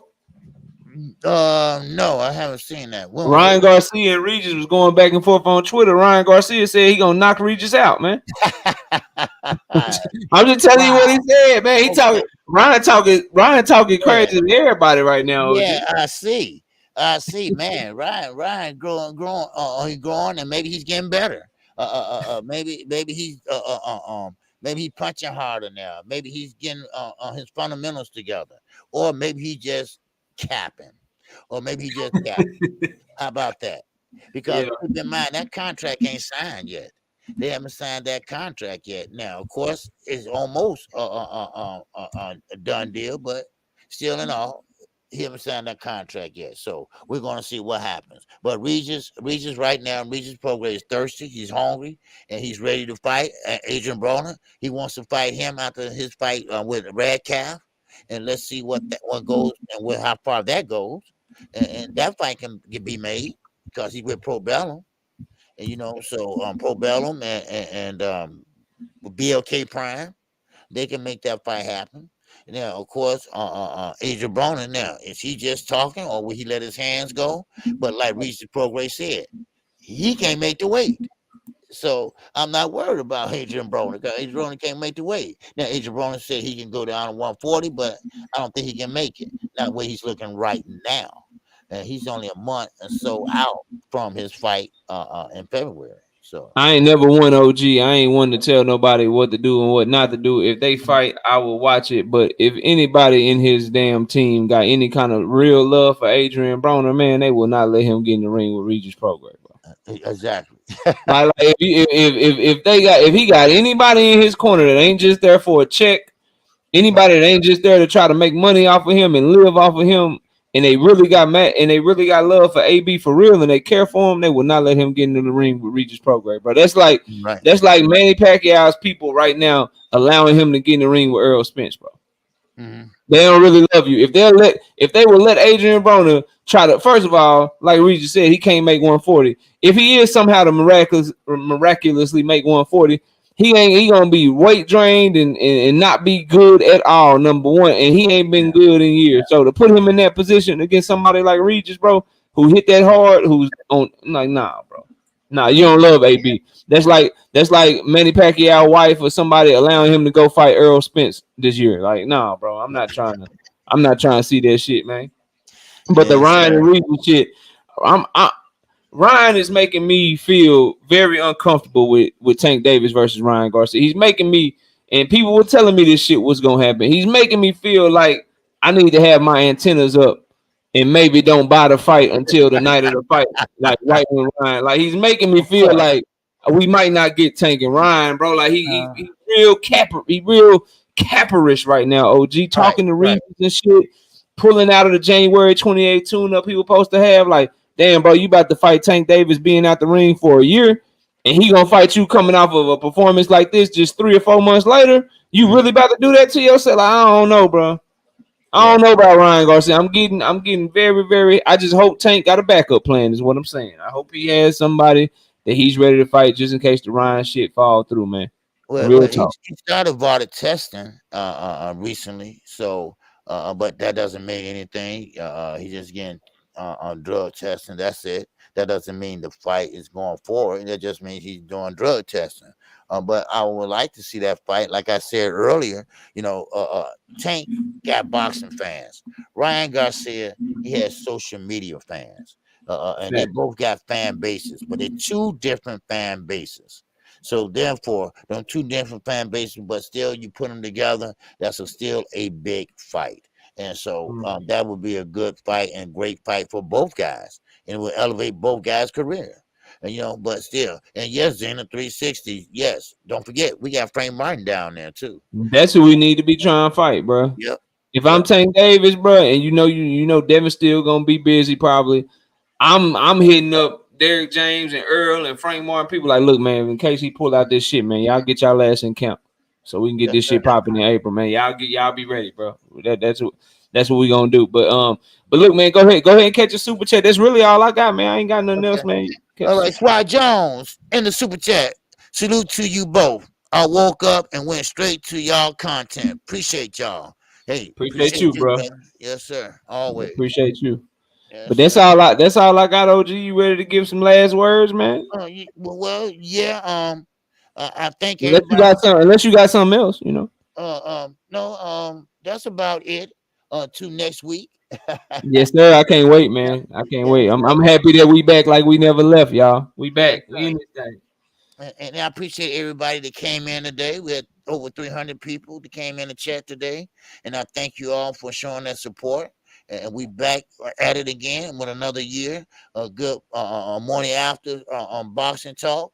And so we're gonna give you the latest and greatest in the sport of boxing. And we're gonna try to do that every Sunday. So, and I appreciate everybody showing support last night. That was a great card. Gervonta Davis. Now he's growing up. He doesn't have Floyd Mayweather to hold his hands. Like I said last night, he got the training wheels off now. He knows how to ride the bike. And that's what he did last night. He rode the bike. All right. So with that, man, I appreciate everybody. I come on Monday through Friday, 11 o'clock a.m. Central Time. And I will be on this week at 11 o'clock. And also, if there's a fight Saturday, I will be calling that fight. And we'll be right back at next Sunday. So round and round we go. All right. And that's all I got. Hey man, yeah, and shout out to Mark West with that $5 in the cash app. I appreciate you, Mark. And for me, man, look, y'all can find me live every Wednesday and Thursday night, 7:30 p.m. Central Time. Dropping content every single day to the channel. We got the membership tab open now, so if you want access to exclusive content that I drop every week, you can join the channel as a member. And then we got the TKO debate series back up and running, man. Our first debate of 2023 is going to be lit, man. It's going down this Thursday night. We got the first ever woman coming to join the debate and put it down. We got Neek J going up against Jay Chestnut. They doing David Benavidez versus Caleb Plant. So y'all stay tuned, man. Sub to the channel. Join the channel as a member for exclusive content. We got damn near all of our predictions right, and the members got access to our predictions this week before everybody else did. So y'all be sure to if you like them predictions and you want to lay some money down, be sure to join the channel so you can get access to my predictions before everybody else does. Other than that, man, great show, OG. Another great card. Looking forward to F.A. Ajagba versus Stephen Big Shot Shaw on Saturday. And that top rank card and boxing's back, man. It's a card every single week in January, man. Yes, sir. This whole every weekend in January, we got some sort of big fight card going down. So this is where you guys can come every Sunday morning to see us lay it down and tell y'all exactly what happened the night before. But that's all I got, OG. You have a good Sunday, man, and You too. I'm good, man. All right. Everybody have a good Sunday, and I'll catch you tomorrow. All right. Everybody have a good week. And with that, we out of here. Peace. Peace out, y'all. All right.